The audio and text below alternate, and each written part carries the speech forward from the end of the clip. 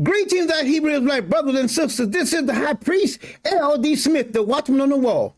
Family, as always, grab that King James, but first and foremost, want to give a shout out to the whole family. Happy Sabbath, Israel. That being said, family, we got to find teaching. We got to find teaching. Wonderful teaching. The Most High always gives us what we need at the right time. Giving him all praise and all honor. We give it all to him. Now, family, you guys know how we do it. I ask you guys to read along with us. I ask you guys to think about the reading. Listen to the words that are coming out of your mouth. And we know that the Most High will give you clear understanding. And that being said, we're going to go forward into our teaching. And we're going to be dealing with the God that answers by fire. This is the title of this one, the God that answers by fire. All praise, all praise. And see, family, we're gonna witness that real soon here. God doesn't lie, he doesn't change, and he's gonna do it. He did it once and he did it twice, and he's gonna do it again. Because he keeps on doing the same thing over and over.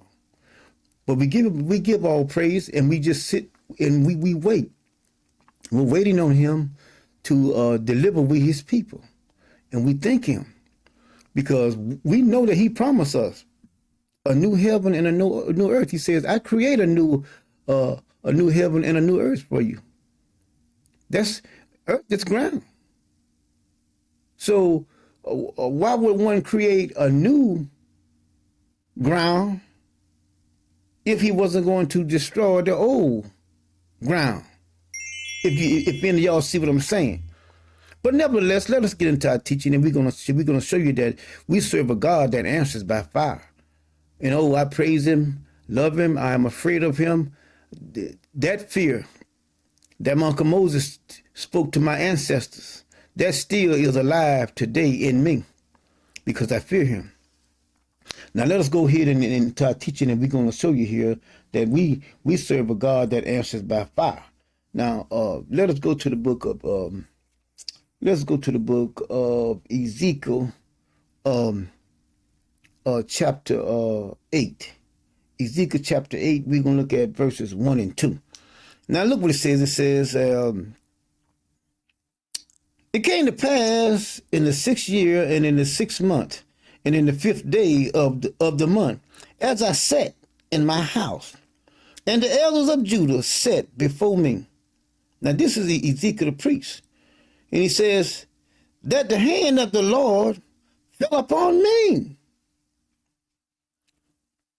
Then I beheld, and lo, a likeness of the appearance of fire. Y'all see that? Y'all see that? See, I want all y'all to know that when the Most High shows up, you're going to see some fire. You're going to witness some fire because he's the God that answers by fire. Family, he will not even accept a sacrifice unless it's on the fire. Fire has to be present. Huh? Oh yeah, fire has to be present. Now let us keep on going here and read verse 2. Appearance of fire, from the appearance of his loins, even downward. Fire, and from his loins, even upward, as the appearance of brightness, as the color of amber. Y'all see that? Huh? Y'all see fire mentioned? How many times is fire mentioned in there? Twice. Twice. He's the God that answers by fire. Huh? I'm going to show it to you now in the page, you see. See, because this here has been said, and it has been shown. It has been done. That the God of the Hebrews is the God that answers by fire. It's right in the pages. I ain't changing nothing. Watch this right here now. Because see, there's a day coming. Let's go to Malachi. Let's back up. Well, let's go to Malachi. Yeah, let's go to Malachi. Let's go to Malachi. Let's go to Malachi real quick. Now watch this right here. See, because I had someone to write in that was very uneducated in the scriptures, and proceed to talk about something in speaking an area that they knew nothing about. And see, when you speak about things that you know nothing about, and others that are far, far more in the word that the Most High has shown them, then to them you look like a fool. But to others that don't know, it makes them think, oh, well, they know something, and they don't. But look here, this is to come. Malachi chapter 4, it says, behold, the day of the Lord cometh. ETH, cometh. It's coming, it's coming. That shall burn as an oven. And all the proud, yea, and all that do wickedly, shall be stubble, and the day that cometh shall burn them up. Burn them up. If anyone have ever seen anyone that was cremated, there was nothing left but ashes. Nothing left but ashes. Not that I've never seen one that has been burnt from heat from the sun and they die and they become ashes. No. They degrade and they rot and they go back to the earth. They're not ashes. One has to realize that when something has been incinerated, it turns to ash. Watch the word.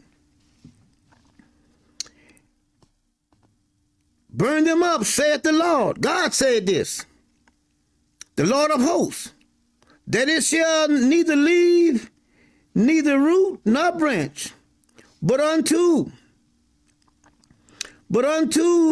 you that fear my name shall the Son of righteousness arise with healing in his wings, and he shall go forth and grow up as calves of the stall. He goes on down here and he says, and you shall tread down the wicked, for they shall be ashes. See that? See, when the Most High have shown you his word, then you know exactly what he's talking about. This is not talking about a person that have been out in the field and they have died from heat stroke and that they have died from drought and whatnot. That's not ashes. That's decomposed bodies. But when you turn something into ash, it is from a tremendous amount of heat. It turns it into ashes.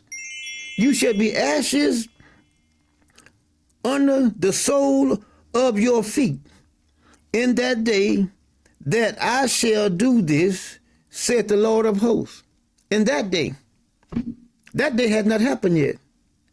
If anyone out there know anything about a nuclear blast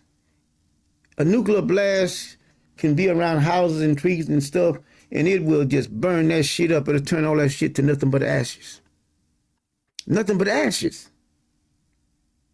See, so one can say this is sort of like a nuclear blast, but more, very, very more high technical than a nuclear blast. He said he's gonna burn them up. They're gonna be ashes up under our feet. Hello.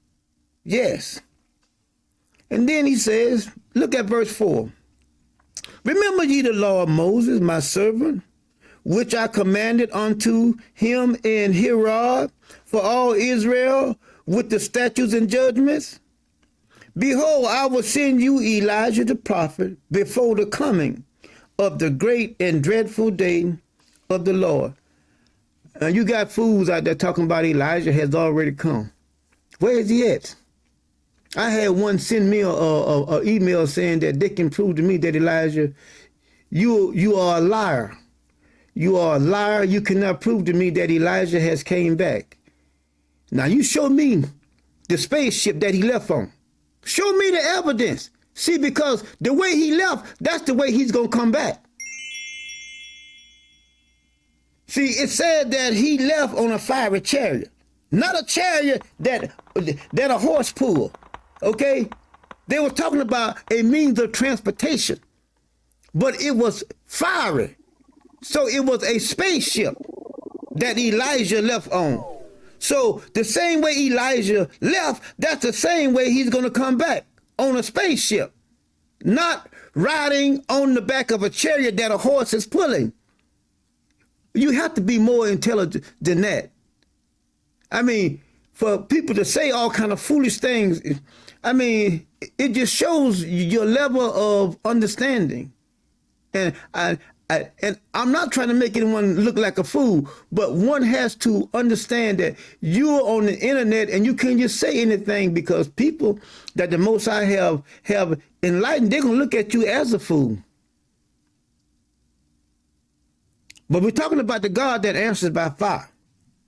You see here that God says, in that day, I'm going to do that. They're going to be ashes up under your feet. Now, let us go here a little further, and we're going to break off because of the time. Let us look here at Exodus chapter 3. Now, I'm going to show you something here. Exodus chapter 3. See? And then we're going to finish this up on another occasion. We're going to finish this right here, the God that answers by fire. We're in Exodus chapter 3. And we're going to go here. Now, let us look at Exodus chapter 3, verses, let's look at verses, let's look at it. Let's start at 1, and then we're just going to read on down. Now, Moses kept the flock of Jethro, his father-in-law, the priest of Midian, and he led the flock to the backside of the desert and came unto the mount of God. Even unto what? We just read about that. Didn't we? In Malachi. Oh, yeah. He said, and the angel of the Lord appeared unto him in a flame of fire out of the midst of a bush. And he looked, and behold, the bush burned with fire, and the bush would not consumed. And Moses said, I will now turn aside and see this great sight, why the bush is not burnt. And when the Lord saw that he turned aside to see, God called unto him out of the midst of the bush. Y'all see that? This was a bush that was on fire that wouldn't burn up. God spoke to him out of that. The God that answers by fire. Now look what he says. And said, Moses, Moses. And he said, here I am. And he said, draw not nigh hither. Put off thy shoes off thy feet. For the place where thou standest is holy ground. Moreover, he said, I am the God of thy father, the God of Abraham, Isaac, and Jacob. Y'all see that? And Moses hid his face, for he was afraid to look upon God. We're talking about the God that answers by fire. Family, we're going to close there. But there's a continuation that we're going to make another video, and we're going to show you about the God that answers by fire. We give all praise to the Most High living God of Israel. Family, we love you guys. We hope you guys have a restful Sabbath. We ask you guys to ponder. Always go back. Watch the video over and over.